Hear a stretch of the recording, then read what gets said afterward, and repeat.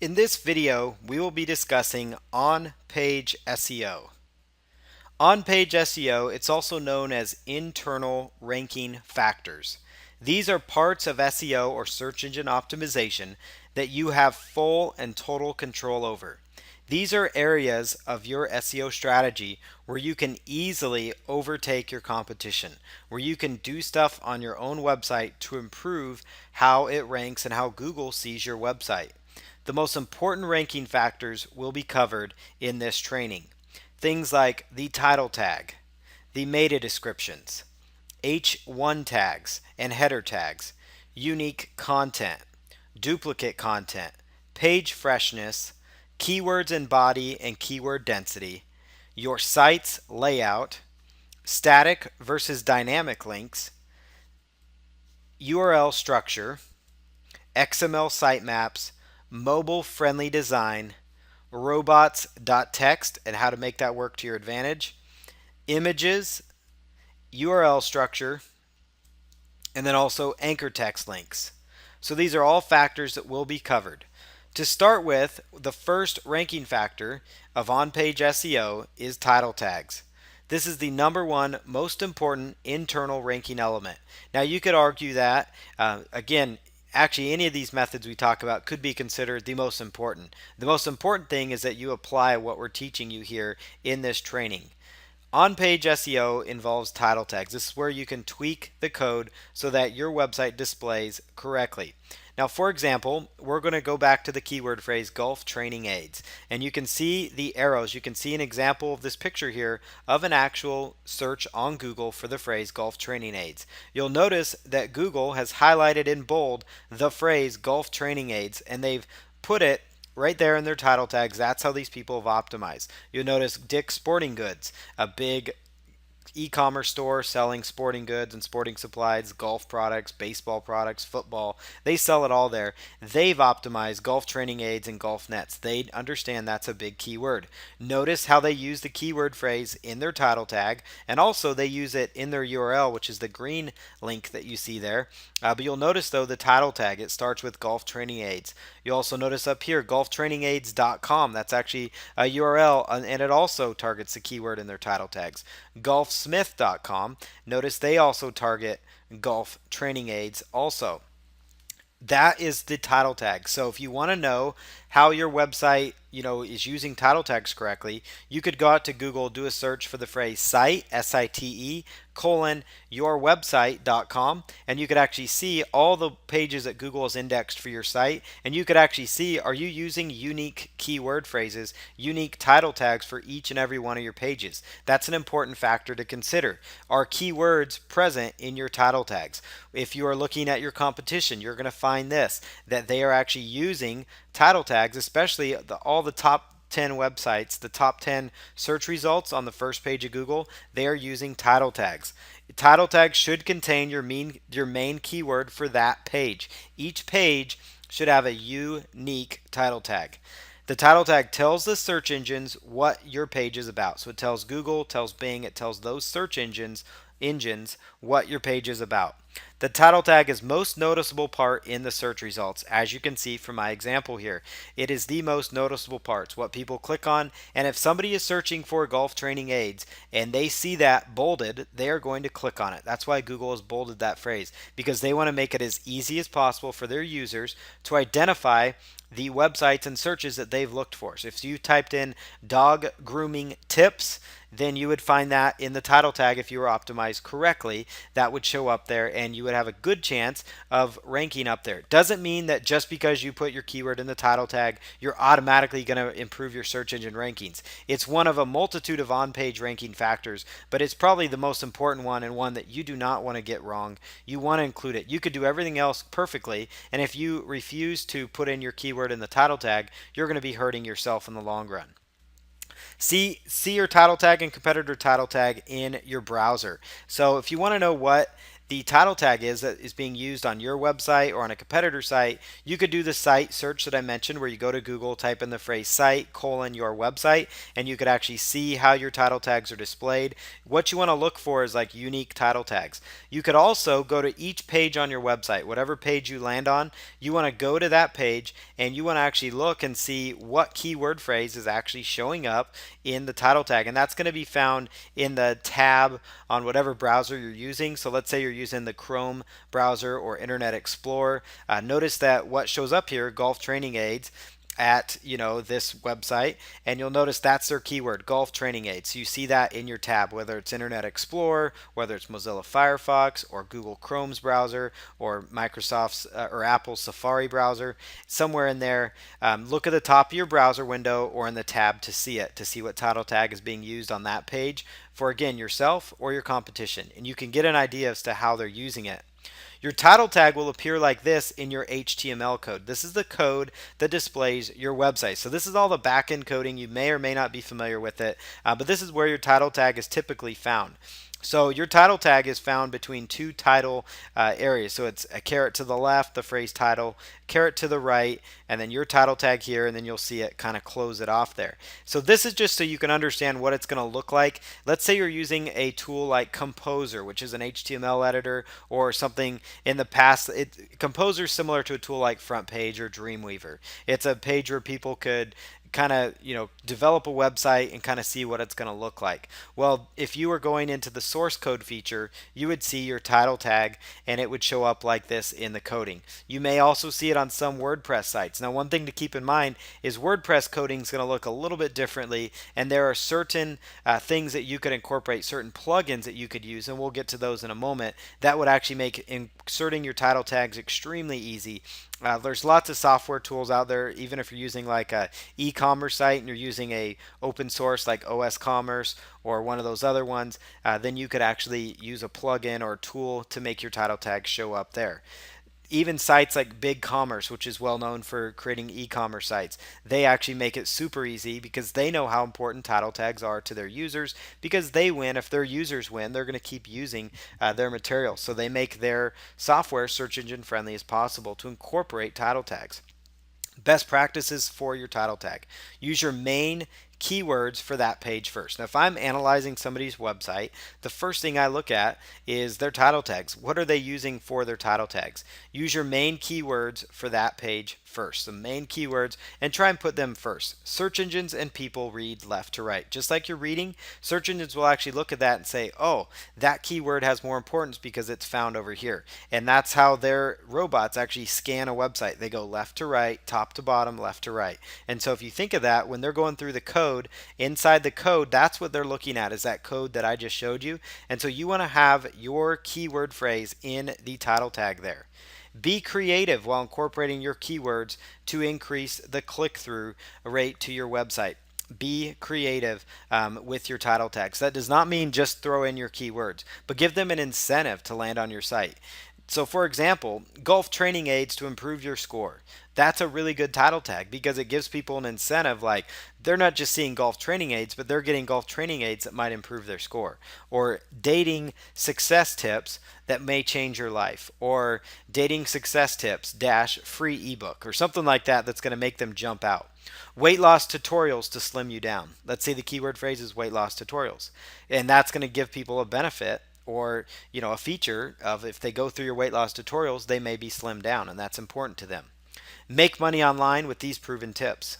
So instead of just saying make money online, people are going, oh, these are proven tips, proven methods to work, and it's going to help you stand out from the competition that may just be using a generic title tag that just has keywords stuffed into it. So you want to be creative, because what's going to happen is you may get a lot of impressions, but you want to actually increase the click-through on those impressions as well. So if you show up in a search result, you want to have a higher click-through rate into your website. Don't look spammy to the search engines or visitors either. And that would be, something like this. Example would be golf training aids, comma, golf training aids, comma, golf training aids.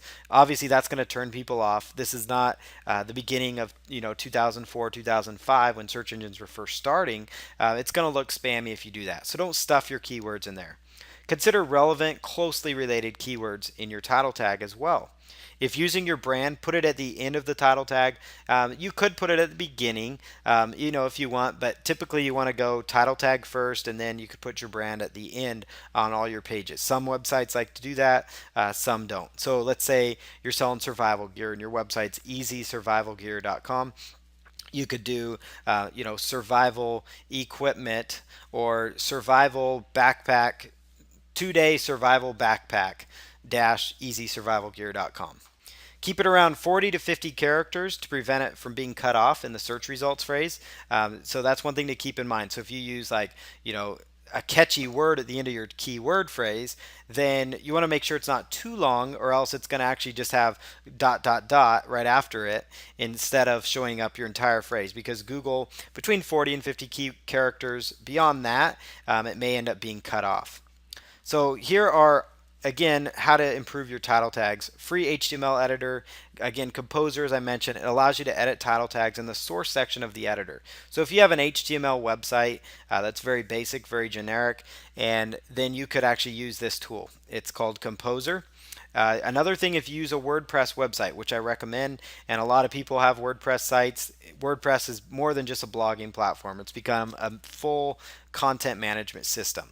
The Yoast SEO plugin, it's great for WordPress sites, as is the all-in-one SEO. They make it super easy, so you can have a unique title tag for every blog post you put up, every article you post, whatever content you put in there. They make it super easy to do that. It allows for unique title tags on pages and posts, and it manages other important on-page SEO factors as well for you. So it actually helps you with many of the on-page SEO factors that we're going to be talking about throughout this particular training on on-page SEO.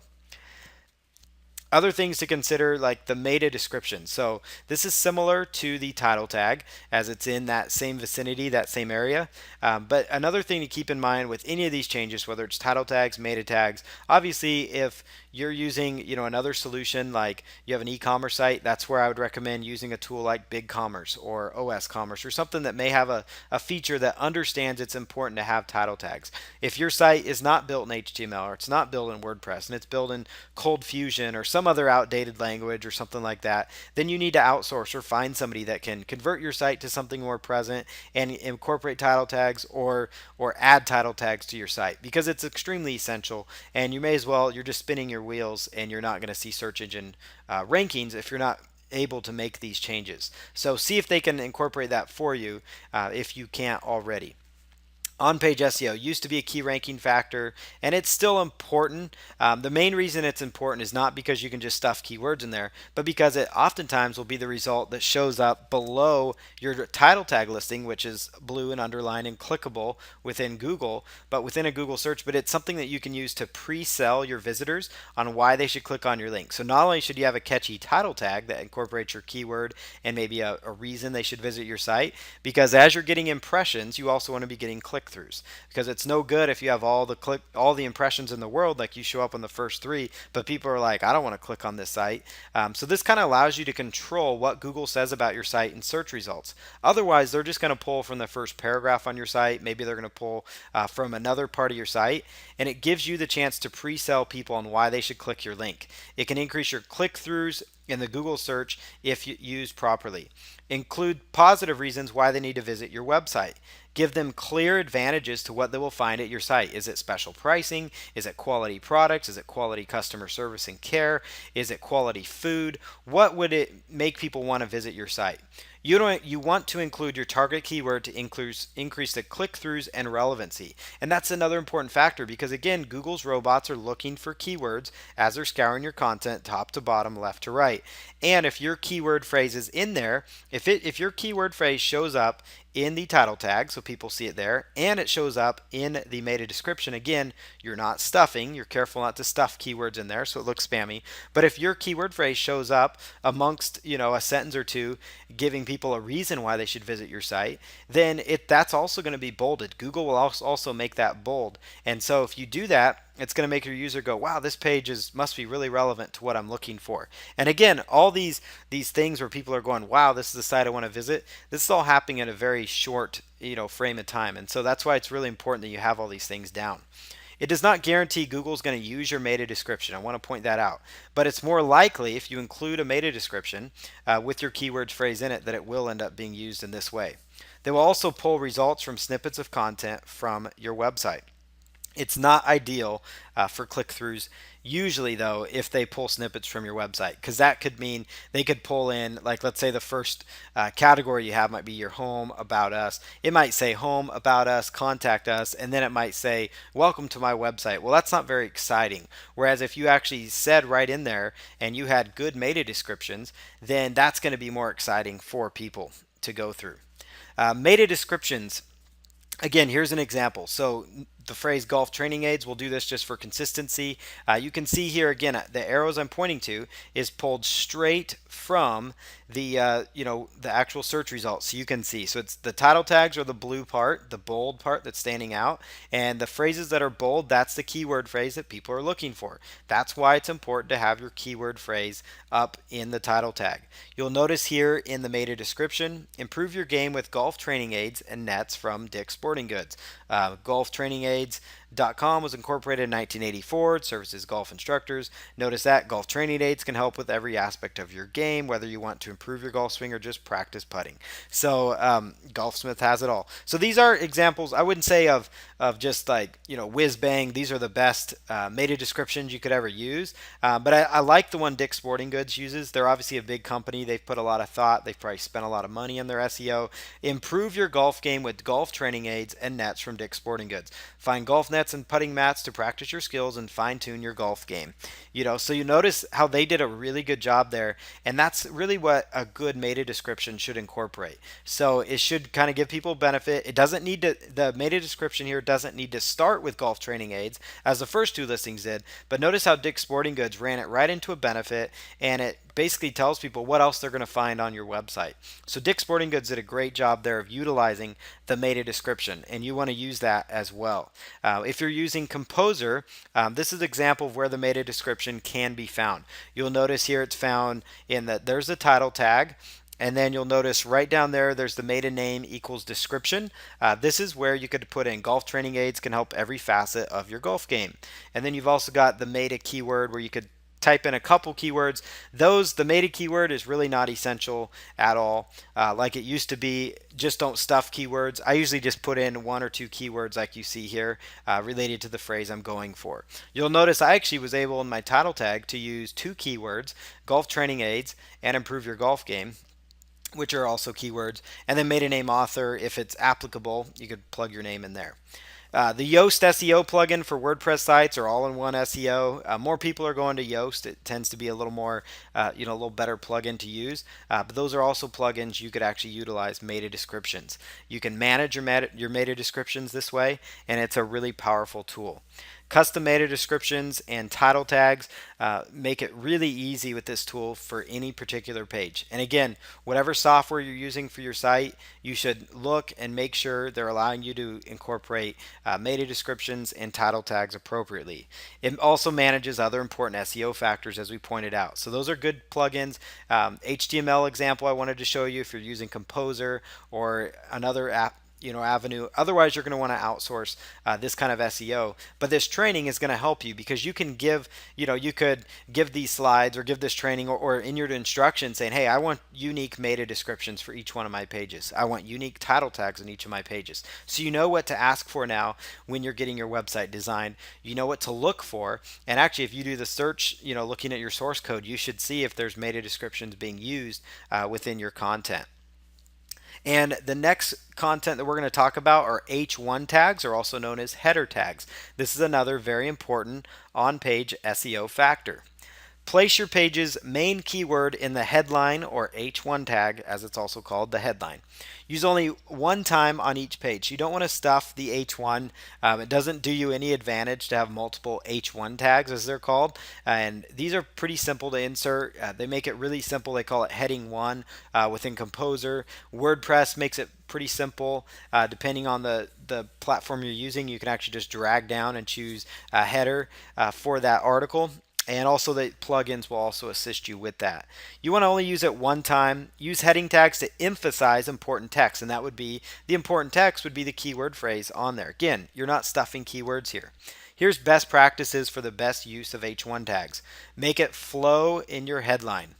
Plan for your website users first and the search engine second. So that means, what are people landing on your site for? You're not there to stuff keywords into your H1 tag. You're there for your users. And therefore, if it makes sense to incorporate your main keyword in your H1 tag, then by all means use it. If it does not make sense at all, then you could consider, maybe not incorporating it right away. Most of the time it will, especially if your page is targeted around a certain keyword phrase, like golf training aids, or around grooming, golf, let's say dog grooming tips, or weight loss success stories, or weight loss information, whatever the case is, let's say weight loss information, then you could actually have an article about the top 15 weight loss resources or whatever. It's always a good practice for long-term successful rankings, though, is with regardless of what we're doing here, plan your website for users first and search engines second. That's extremely important. You could use CSS or WordPress themes that allow for clean placement of headlines, and CSS stands for Cascading Style Sheets. And if you have a really nice website. The reason I'm mentioning this is not an HTML design course, this is an SEO course. But I want to give you enough information and tools so you can be dangerous. So you can, when you outsource your website, you can say, hey, I want you to use CSS, and your designer should know what this is. And if they don't, they probably shouldn't be your designer. They should know how to make your CSS look good to your website, so that when you have an H1 tag placed, it looks good. It doesn't just like boom take up the entire page. It should look very, very clean and should look good within your WordPress theme as well. Don't overuse heading tags. Again, I've mentioned that multiple times on here, and that's for a key reason. Be careful about using header tags, which can change the size of font. That's one thing to really look at. After you adjust it, take a look at it. There are other SEO courses. They'll tell you the H2, H3, H4 tag. That's kind of a thing of the past. The H1 tag is the most important one. You can use these elements still on a page that makes sense. Those are just like, these are the second most important headlines on this page and those types of things.